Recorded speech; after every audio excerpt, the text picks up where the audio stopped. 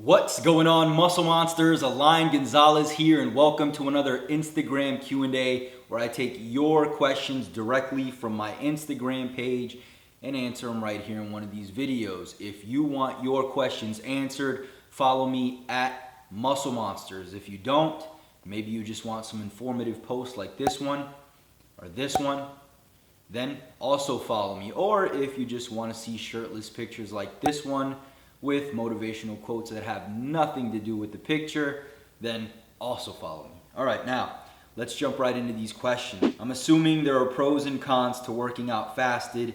Can you go over some of them, and do you have a preference on working out fasted or not?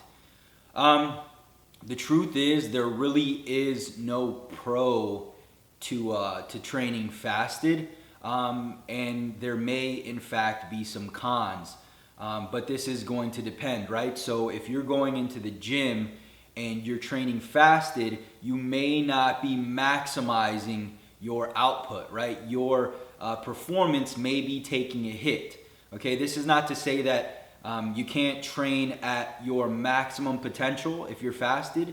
There are some people who are probably outliers who can. In fact, I was one of them for a while, but that was because I got used to training fasted, and so I adapted and I was able to perform maximally without having anything beforehand, right? Without consuming a pre-workout meal.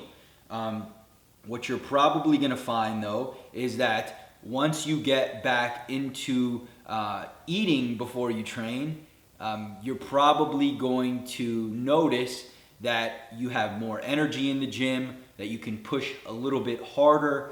At the end of the day though, it really just depends. I will say this though, the overwhelming majority of people will perform better if they have some kind of meal before they work out.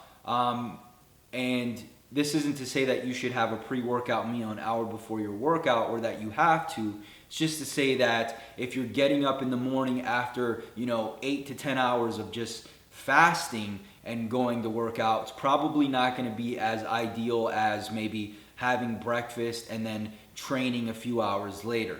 Okay, so again, this is completely optional. I wouldn't say there are really any pros unless you're someone who just doesn't want to eat breakfast or isn't hungry at that time.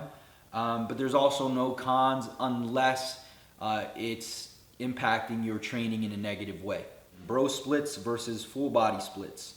Okay, I've done tons of videos on this, but full body splits are always going to be better than bro splits for guys who aren't really advanced because it's going to maximize protein synthesis. You're going to be able to train closer to your maximum potential. So here's what I mean.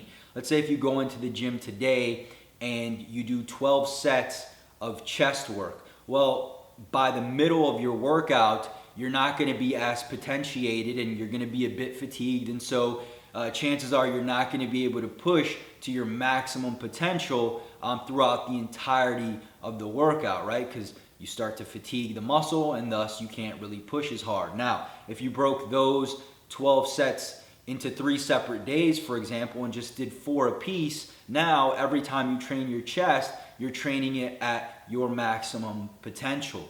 On top of that, you're getting more elevated increases in protein synthesis, and you're ultimately spending more time growing, right? Because if you're training your chest just once per week, you get that elevation in protein synthesis, and then it drops back down to baseline, and then it stays that way until you hit your chest again.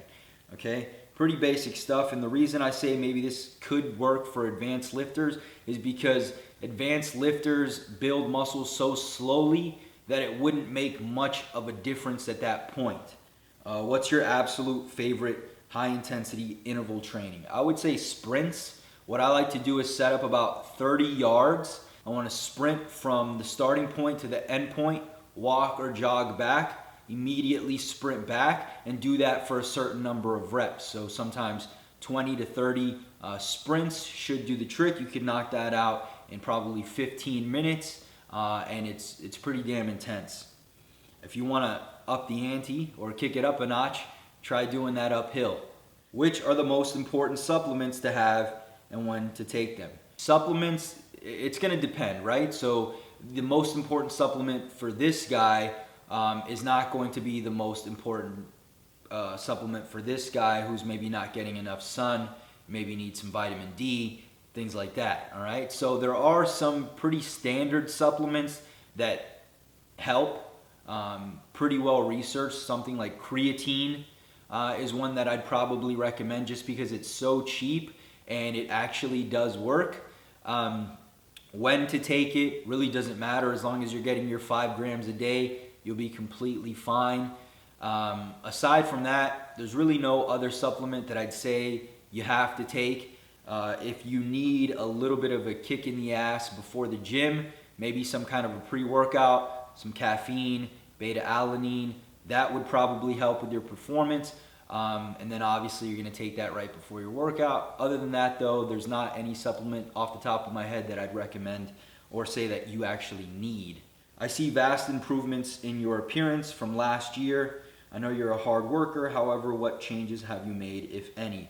Honestly, I haven't made any, and if I had to be really honest, I haven't really made the progress that I would have liked to, just because I've been so busy in my business that I've kind of just been maintaining in the gym. I have been consistent in the sense that I'm going to the gym consistently. I'm hitting the weights. I haven't really focused on hitting any PRs. My nutrition isn't really dialed in. I'm not tracking calories right now. I'm kind of eating intuitively. The one change that I have made is that I'm allowing myself a bit more calories.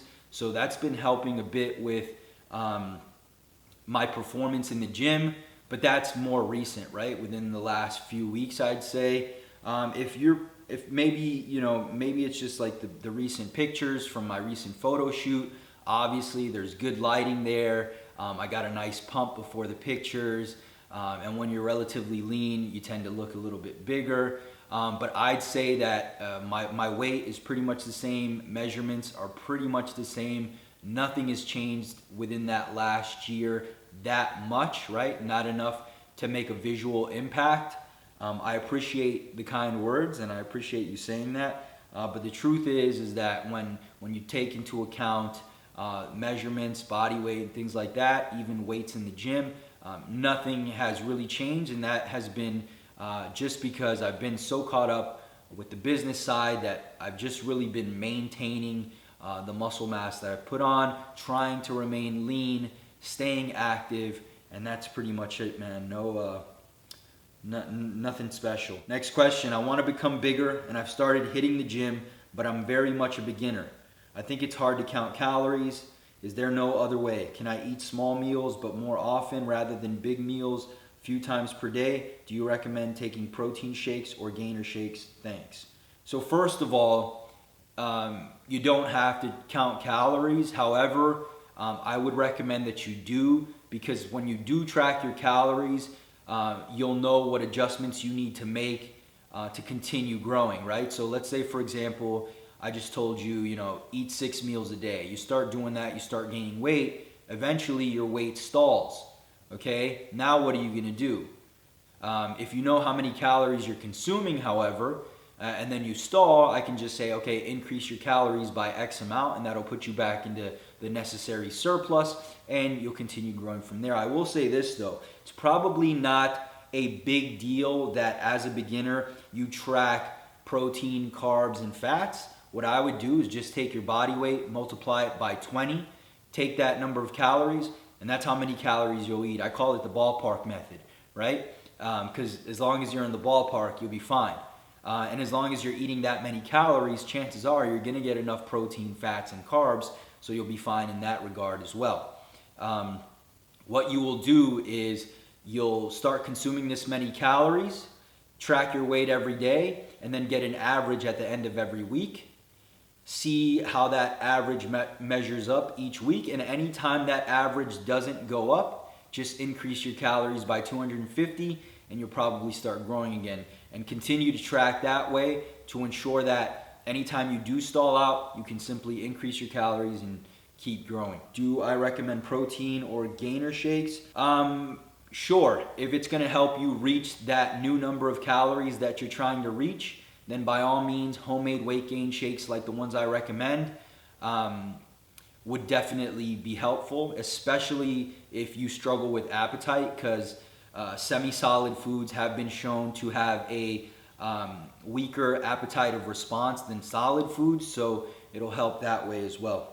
Right rep tempo when it comes to reps. I would say a pretty standard one would be ideal all across the board, right? So for the concentric, we want to move the weight as fast and explosive as we can while maintaining form or maintaining proper technique, right? So when I say fast and explosive, I don't mean jerking the weight.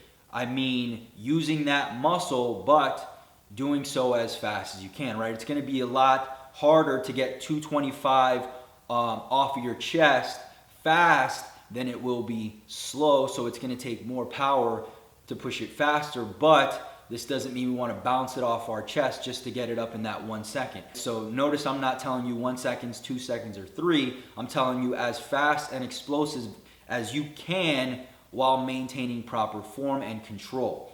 On the negative, again, it doesn't have to be something that you count, but maybe a 2-second count on the negative will help you ensure that you're controlling the weight, right? Because the idea with the negative is that you control the weight down as opposed to just letting gravity take over. So if you can do that, lift the weight fast and explosive, right? While keeping proper form and control, and then lowering the weight under control, not letting gravity take over, you'll be fine. I wouldn't say that you need to pause at the top or the bottom, anything like that. So just maybe 1 or 2 seconds on the way up, 2 seconds on the way down, that should suffice. All right, and the last question, if you had to pick just one exercise for shoulders, which would it be? For me, it would have to be the overhead press, mainly because I really enjoy the movement. Also because I know that as long as I can get stronger at the overhead press, I'm not only going to build my upper chest and my front delts, but my mid delts to a great degree. And since I'll still be training my back, so doing a lot of pulling, I'm going to have no problem hitting my rear delts. So that's probably the one I would do. And that's pretty much it, guys. I hope you guys enjoyed. I hope you found this helpful. Again, make sure to follow me on Instagram at Muscle Monsters. Don't forget to subscribe, and I'll talk to you soon. Peace.